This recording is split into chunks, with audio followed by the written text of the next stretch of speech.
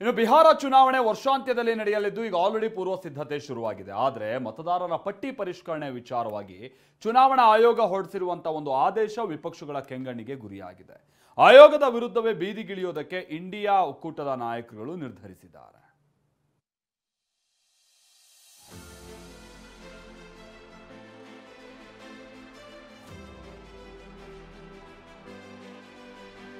ಬಿಹಾರ ಚುನಾವಣಾ ಕಣದಲ್ಲಿ ಮತದಾರರ ಪಟ್ಟಿ ಕದನ. ಚುನಾವಣಾ ಆಯೋಗದ ನಡೆಗೆ ವಿಪಕ್ಷ ಕೆಂಡಾಮಂಡಲ. ಹೌದು, ವರ್ಷಾಂತ್ಯದ ವೇಳೆ ಬಿಹಾರದ ವಿಧಾನಸಭಾ ಚುನಾವಣೆ ನಡೆಯಲಿದೆ.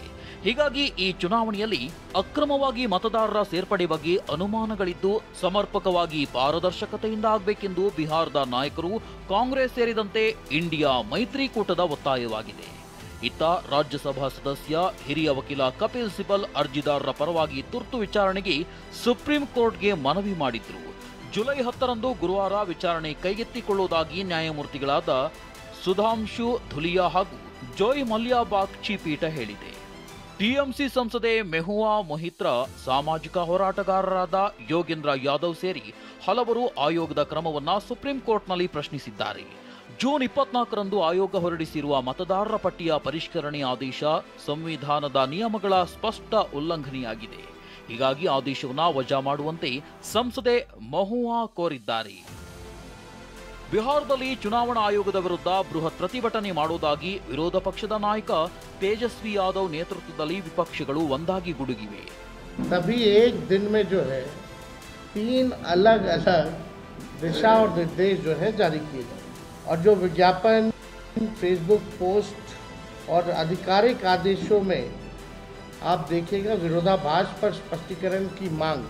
ಚುನಾವಣಾ ಆಯೋಗದ ನಡೆ ಬಗ್ಗೆ ತೀವ್ರ ಆಕ್ರೋಶ ಹೊರಹಾಕಿದ್ದ ಕಾಂಗ್ರೆಸ್ ವಕ್ತಾರ ಪವನ್ ಖೇರಾ, ಇದು ಮತದಾರರ ಮತದಾನದ ಹಕ್ಕನ್ನು ಕಸಿಯುವ ಹುನ್ನಾರ ಅಂತ ಗಂಭೀರ ಆರೋಪ ಮಾಡಿದ್ದಾರೆ. किसी को भी ये हक नहीं है कि वो किसी नागरिक का वोट चुराए. ये वोट चुराने से कम कुछ नहीं है, ये चोरी हो रही है.